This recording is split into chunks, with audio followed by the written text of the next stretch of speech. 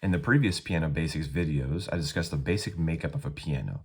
On a typical piano, you have 88 keys. These 88 keys are also called semitones or halftones. It's just the distance between one note and then very next note next to it. Now, semitones can be divided by 2 to make what's called whole tones. A whole tone is distance by 2 notes. So from here to here is a whole tone because we skipped this one. From here to here is a whole tone. From here to here is a whole tone because there's one in between. Those become important when you build things like chords and scales.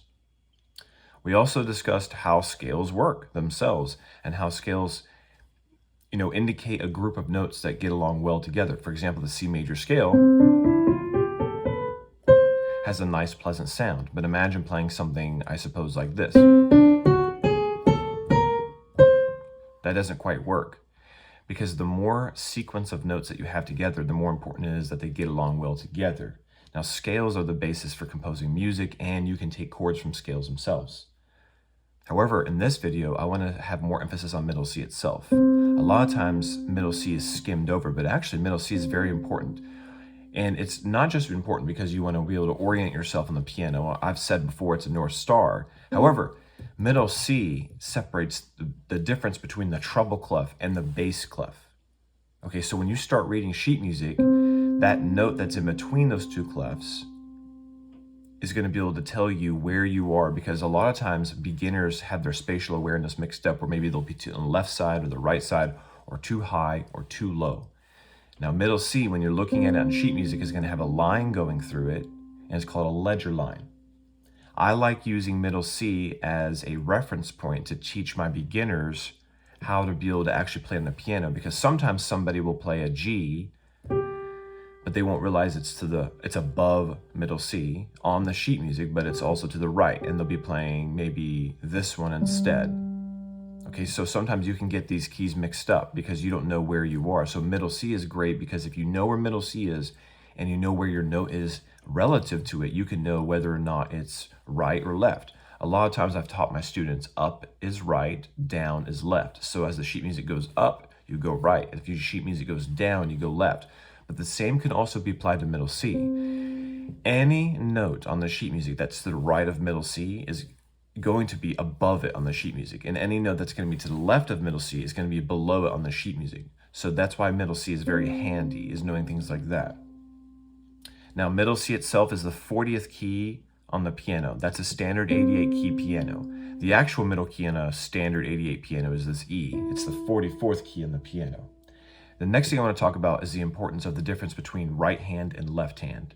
Most pianists will start out by playing with just the right hand, which is very normal.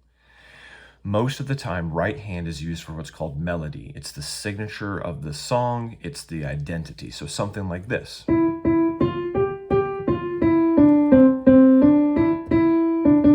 It's what distinguishes it from other songs. And typically it's played with right hand. And a lot of times it's actually to the right of middle C or right on it.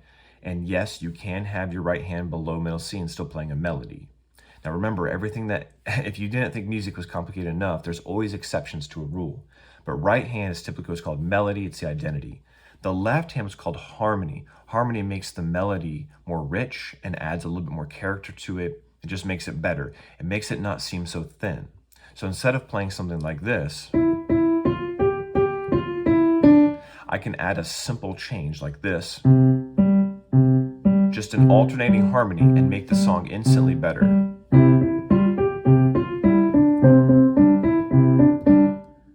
And of course, there's very advanced harmonies that you can do. Now, typically the harmony is played with the left hand, and typically harmony is played to the left of middle C. But I don't want you to get hung up on to the right, only to the right of something and only to the left. It's just general rules that we have in piano. The next thing I want to talk about is the distance between two notes. Now, scales are important because it's, as I've said before, friends getting along with each other. Intervals themselves are the distance between one note and another note. So for example, it's an 8-note difference between these. 1, 2, 3, 4, 5, 6, 7, 8, right? So this is an octave, oct meaning 8. Then you have something like this, like this. So these distances can mean, well, these distances themselves can actually help you when you're composing music or improvising. And a lot of times you'll see music that emphasizes on this. For example, hymnal music likes using intervals when they play. So for example, this is a perfect fourth, and this is a major third. Okay, so these distances between notes mean something. And then maybe you have something a little bit different, like a tritone. Okay, you might have something like that, has a different kind of sound to it. Okay, and sometimes you have intervals that have more consonants together and dissonance. And that just means how blended the sounds work well together. And the last thing I want to talk about is finger placement. So a lot of times when you're playing the piano, it's difficult to understand what finger to use when you're playing music. Well, a lot of times what you want to do is, if you know that the music is going left, you're going to want to start with your pinky when you start playing. So let's say I wanted to play something that I know is going left. I would not want to start playing with my thumb. Why? Because I'm going to have to do this weird crossover, and you don't want to do that unless you can, unless you had to. Sometimes it's unavoidable to do a crossover. So for example, in a scale practice, you would go like this and cross over with a third, only because you have no other choice. And a lot of times in scale practice, you'll go 3, 4, 3, 4. So 1, 2, 3, 4, 5, you start there, and then 1, 2, 3, 1, 2, 3, 4, 1, 2, 3, but you get the idea. And then same going up. So your finger placement depends heavily on which direction that you're going to go.